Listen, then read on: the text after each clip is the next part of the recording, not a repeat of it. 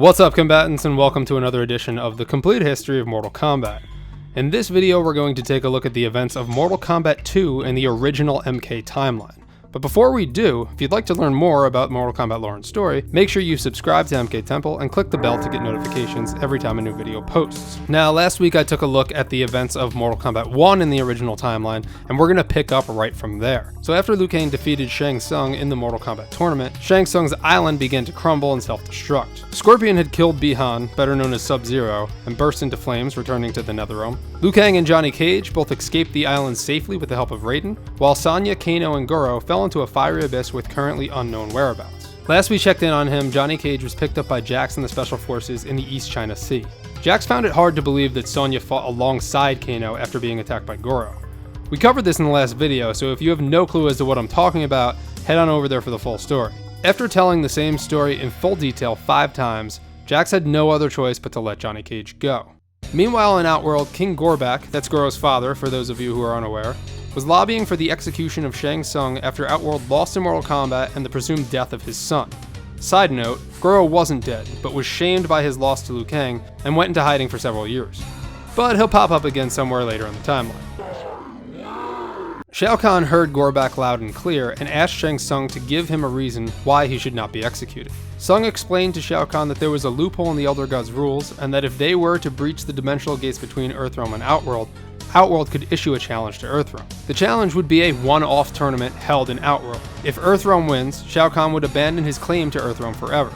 If Outworld wins, Kahn would be allowed to conquer and merge the realms. If Earthrealm were to refuse the challenge, this would be seen as a forfeit, and Outworld would be the clear victor. This twist in the rules goes against the wishes of the Elder Gods, but it is still a way to challenge another realm in Mortal Kombat, which makes you kind of wonder why the Elder Gods would even consider something like this in the first place. Tsung explained that he could breach the dimensional gates to issue the challenge, but not in his current condition. Shao Kahn agreed to the Sorcerer's plan and granted him with youth and power. Gorbak offered Kintara's services to assist Shang Tsung. Back at the Special Forces base of operations, Jax receives a staticky transmission from Sonya and Kano working together in Outworld, confirming everything that Johnny Cage had previously mentioned. Jax then preps a helicopter for Hollywood to meet with Johnny Cage. With his new power, Shang Tsung opened up a portal to Earthrealm and led the Tarkatan Horde to the Wuxi Academy. The Horde brutally murdered hundreds of Shaolin students in an attempt to rile up the Earthrealm warriors.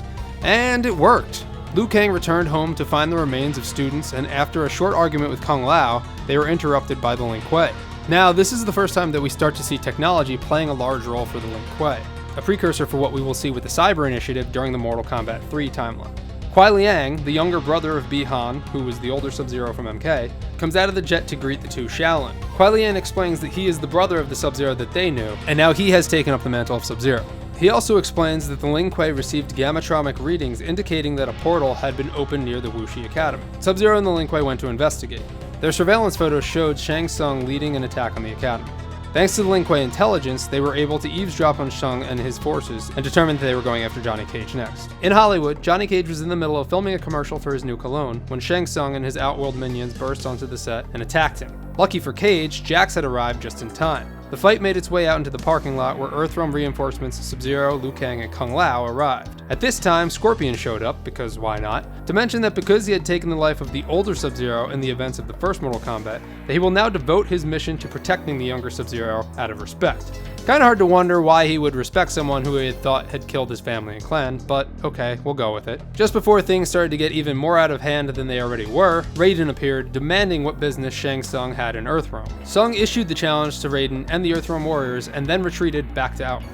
Now, much of what took place prior to the end of the Outworld tournament is up for debate, but here is what we do know. Sonya Blade and Kano were found and captured by Shao Kahn's army and put on display in his arena. Kitana, who had grown up as Shao Kahn's adopted daughter, had learned of her true past and betrayed her emperor by killing her evil clone sister Mileena and supplying the Earthrealm warriors with intel. The original Sub-Zero, Bi-Han, was reborn in Hell as the Wraith Noob Saibot. Now serving the Netherrealm, Noob lurks in the shadows to report the unfolding events back to Quan Chi and Shinnok. With the Outworld tournament nearing its end, Liu Kang yet again rose through the ranks and presumably defeated Shang Tsung and Kintaro before finally defeating Shao Kahn. Hooray! Earthrealm had prevailed yet again. After the Outworld tournament, a ton of important storylines and cliffhangers happened. here they are. Liu Kang and Kung Lao returned home to the Wuxi Academy to rebuild the Order of Light and begin training new warriors for the White Lotus Society. Johnny Cage went back to Hollywood to make back-to-back blockbuster movies, Mortal Kombat and Mortal Kombat II. Jax saved Sonya from Shao Kahn's imprisonment, but the two were unsuccessful in capturing Kano, who slipped away yet again. Kano managed to strike a deal with Shao Kahn, selling Earthrealm weapons to the Outworld army from the black market and training them on how to use them. After killing Mileena, Kitana was imprisoned for her treason.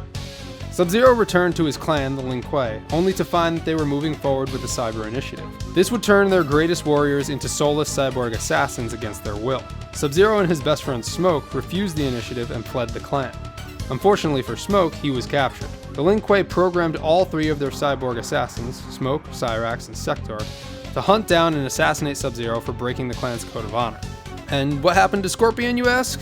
Nothing really, he just returned to hell, doing Scorpion things. So Earth seemed to be saved yet again, but unbeknownst to the Earthrealm heroes, Shao Kahn and his minions were about to enact a plan that had been in preparations ever since before the events of Mortal Kombat 1. The Elder Gods' rules were about to be broken, and invasion was coming. Hey, thanks for watching my video. If you like what you saw here, then I invite you to head on over to my channel, MK Temple, and subscribe. If you're interested in learning more about Mortal Kombat lore and story, make sure you check back every time I upload a new video, and hopefully I'll see you guys over there. Thanks for watching.